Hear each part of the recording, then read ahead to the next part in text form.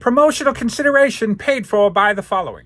Gone are the days of wrestling with our favorite LJN wrestling figures, trying to convince them to stand up. What's a guy to do? I'll tell you what you're supposed to do. You're supposed to get on Etsy and look up 4 Left 3D Creations and get yourself these amazing custom LJN figure stands. There is a custom stand available for every single one of your LJN wrestling superstar figures. Make your display shine by grabbing these custom LJN stands from 4 Left 3D Creations today. What's up, guys? Jason up, New Age Revolution Cave. On this beautiful Tuesday, beautiful rainy Tuesday. Man, I'll tell you, we've said this before, there is, the cave is definitely needed today. Definitely needed today, man. There's so much stressful stuff going on with Christmas and vacation coming up, and I don't know why I do a vacation the week before Christmas. It's like financially, it's quite an undertaking. But there is no better time to go to Florida, to go to Universal, other than December. I don't know. Maybe as the kids get older, it'll be just like, here's your present, guys. We're going on a vacation. What else? Yeah. So today, man, coming home in the rain, the dark. It's almost 7 o'clock now. They're going to be up there screaming at each other, probably fighting any minute now. Dad can't eat certain foods, so there's no dinner waiting for me. No, got to fend for myself for food. Kids are eating their food. Dad didn't get any food. Nobody made Dad's food. So I say, you know what, guys? I'll be back. I'm going to go downstairs. This is when, father comes home and goes right to the liquor cabinet and pours himself a cocktail and sits on the couch and watches the news. But those days are long gone, folks. So I come down here to the cave and I sit and I talk to you. Yeah. You guys took a mission, ran with it. Yesterday I said, look, my friend 4 Left 3D Creations. No, that's not who I was talking about. 4 Left 3D Creations, we'll talk about that in a minute. But my friend Anthony at Collectors Entertainment Network, I just got a text from 4 Left. My friend Anthony at Collectors Entertainment Network, I said, look, guys, let's pull another one over on the YouTube here. Let's get some more of the YouTube's money. Let's get Collectors Entertainment Network to 1,000 subscribers. He was 14 behind, and now he's 14 over or 15 over. 29 of you, about 29, 30 of you jumped on board and got him pushed over 1,000. Now he can monetize. So thank you. Well worth it. It's a good channel. We did that. What else did we do? Oh yeah, 4 Left. So here's a cool story about that. A while back, Corporal Kirshner's son actually saw one of my videos, The 3 Faces of Kirshner, and commented and just said, yeah, that was my dad. I was like, huh? That was your dad? So I messaged him, say, hey, really? Yeah, that was my dad. I said, wow. All right, cool. And I guess he's hung around the channel a little bit. And when I got the Corporal Kirshner figure stand from 4 Left 3D Creations, see, told you they were on my mind, I reached out to Kyle Kirshner and I said, hey, I got something cool for you. If you want it, I'll send one to you. One of the figure stands for his dad. It's his dog tags. It's got his real name. I mean, 4 Left did an amazingly personal job on this stand. And he said, yeah, I'd love to have another, he's got like kind of a little collection of his dad's stuff. So I reached out to 4 Left and they're just going to send him one. They're just going to, just send him a gift. So addresses have been exchanged, and Mr. Kirshner, if you're watching, your stand is on the way. That's just great stuff, folks. 'Tis the season. Great stuff. All right. Oh, man. So I'm down here, and I'm starting to breathe a little, and noise is going. I wanted to talk to you about some movies that I've been watching, but now's not the time. We'll kind of just do a general how you doing. Maybe I'll go for a drive. I got to buy a big ticket Christmas item. The molesting of my checking account never ends. That's the most ridiculous word I've ever used for that description, but the checking account just never gets a break. And I have to buy, and there's still 2 more big ticket items left, one for Finley and one for Liam. And then I think I'm done, except for, standby stuff, and then hopefully Santa brings his loot. So we'll probably have to go to Best Buy later this week, maybe. So we'll do a drive and talk, because I want to talk about some old movies that I've been watching because of these VHS collections that I've been getting. I got for free a massive VHS collection from an older couple, a couple in their 70s or 80s. So what's on that? What's included in that collection? Old movies that old people like to watch. And man, I can't get enough of them. I cannot get enough of them. And I'll tell you about some of them. And we're not talking 80s and 70s. We're talking about 40s and 50s or whatever. I don't know. But we'll talk about those and how, honestly, they're better than 80s movies. So we'll see. We'll talk about that. I'll give you some of the titles that I've been talking about, some of the old-timey actors that I've been watching. On to the show. Tuesday's show is Hey, Do You Remember? Hey, Do You Remember? And something happened the other day, the reminder that put this topic in my head. But hey, do you remember radio stations of your childhood, folks? And more importantly than that, do you remember calling the radio stations? Do you remember calling the radio stations to request a song or to try to win a contest? Be caller 8 at 222, blah, blah, blah, blah. Do you remember doing that? And the reason I thought of it was because I, for the first time in decades, called a radio station the other day. And it put the memory in my head. I don't have satellite anymore. I thought that was an unnecessary expense, and I don't use it because I don't drive far for work. So I got rid of satellite. And as much as I hate, terrestrial radio, they're playing Christmas music on one of the stations. So I tune in to that station and just listen to that. But with terrestrial radio comes commercials, nauseatingly long commercials, local spots, jingles that just drive me insane for car dealerships and attorneys and jewelry stores.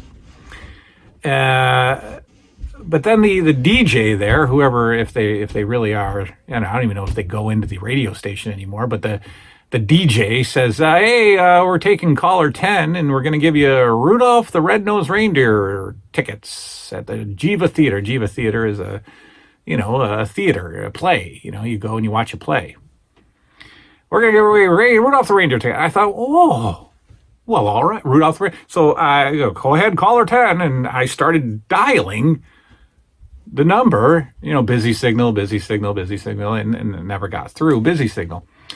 I didn't win. I didn't even get your caller number 6. And I didn't get that. But it just reminded me of how often I would do that, because the radio was always on and they were always running contests. In fact, we had something in Rochester called a top 5 at 9, it was called. So at 9 p.m., they would play 5 of the top songs played that day. You had to write them all down and then be, caller 10 or whatever, and give all 5 songs, and you'd win something. And that was every night. It was nightly. So every night at like 9:30, I'm trying, to win. Never won. We'd have contests where they would play kind of like a name that tune. They'd play a few seconds of a song. You've got to call in, try to identify the song. I mean, there were tons of reasons to call into the radio station to win prizes. I did win wrestling tickets about 20 years ago. I worked, this was before college. Well, no, it wasn't. 20 years ago, it was definitely not before college. Then I guess 25 years ago, maybe? I don't know. This was way before. I can't remember. But I won tickets to a house show in town. I remember Scott Steiner was there and Booker T. So, but other than that, I've never really won anything from it. We had a wrestling talk show here, and I won some trivia contests from them. And I'm looking at I won Dave Meltzer's Tributes book. An autographed Dave Meltzer copy of Tributes. But it just sparked the memory. Did you call in? Did you call into your radio station to win prizes? And not only that, did you call into your radio station to request songs? What a lost art. Why on earth, with all of the technology, would we ever need to request a particular song and just hope that they play it? Because there's no other way to listen to it, right? Could you imagine? Do you imagine how great life was back then, that, not everything was at our fingertips. Not everything was just instant gratification. I want to hear a song. I'm going to play it now, and I'm going to play it 45 times over and over again on my phone. No, you had to call the radio station, and you had to say, hey, can you play When Doves Cry by Prince, please? And I'm like, all right, we'll see what we can do. And then you sit by the radio, and you wait for that song to come on. And more importantly, you wait to hear yourself, because sometimes they would record your request and they'd play it right there on the radio. And I knew that, so I did this all the time, and I did this as a kid. And I don't know what they thought on the other end of the line. I remember, and I don't know why this is still in my brain, but I remember calling at about 9 years old and requesting She Bop by Cyndi Lauper, and I would always request Thriller, Michael Jackson, and I can't remember any other songs, but 9-year-old me is calling up the local radio station requesting She Bop. And I'm sure that I sounded like a girl. Like I probably sounded like a, not a little girl, but I had a high-pitched voice as a kid. They probably thought I was a woman on the other line. Oh yeah, how you doing, ma'am? Sure, no problem. We'll get that She Bop out there. Then I found out what She Bop was all about later in life, which makes it even more hilarious that a 9-year-old boy is requesting She Bop. So requests, the all request line. Now, Also radio stations gave us our first cassettes, right? Forget the whole, we were all bootleggers back then, folks. We were all starting to buck the system, because we would get our my first Sony or your mini boombox, right? And you'd get your Casio blank tape or your Memorex blank tape, and you'd sit there and you'd wait for your song to come on, and then you'd hurry up and rush over and press play and record. You probably miss the first 3 seconds of the song or whatever. You press those 2 buttons down and you got yourself a song saved onto your cassette. How fun was that? I remember, again, the top 5 at 9. No, not the top 5 at 9, the top 40. The top 40, Casey Kasem, and America's Top 40, long distance. I can't do it anymore. I used to be able to do Casey Kasem. This is Casey Kasem with your, now I can't do it. It's gone. Your America's Top 40 would air on Sunday nights. And, you're never going to make it because you're like 10 years old. And I remember I would lay in bed. I would have the radio on. I'd have the cassette ready to go. It's in the locked and loaded position. And now I'm just getting into bed. I'm kind of tired. It's Sunday night. I got to get up for school in the morning, and, coming in at number 40, and you're like, oh, number 40, So that, by the time I usually would fall asleep around, number 28, but you'd like, oh, let me record that. You'd wait for a song to come on and you'd record it. And so I recorded. Now I wish I'd recorded all of the top 40. I really do. I wish I just had cassette after cassette of the top 40. But you'd record a song off the radio station. That was your opportunity to hear the 40 biggest hits in the United States. It was great. It was great. And then you'd take that cassette, and if you filled it up with 90 minutes worth of songs, then you could write your playlist on the little insert, and you'd give it some catchy tune, the New 80s Revolution's Super Summer Mix 85, and there you go. You had your cassette. Great stuff. Great stuff. Radio stations, the radio stations, the promos, I was never, I don't know, the morning shows, when I got a little bit older, wherever you worked or whatever, you'd listen to the morning show. And I got very quickly tired of like morning show shtick. I just thought it was horrendously obnoxious, even as a little kid. My mom would listen to it, and, I knew our local DJs way earlier than I should have. For some reason, I can still remember Dr. John Potter. It was part of the morning team. I'm 10 years old, and I know who Dr. John Potter is because, I don't know, I think radio was obviously a bigger form of entertainment than it certainly is now. But good times, calling in the radio stations. And so that win tickets to Rudolph the Red-Nosed Reindeer the other day ignited this memory. Do you remember radio stations? Give me some of your memories. That is all. Good night now. But call in right now. If you're caller number 7, we'll get you on the show for next week. Good night now.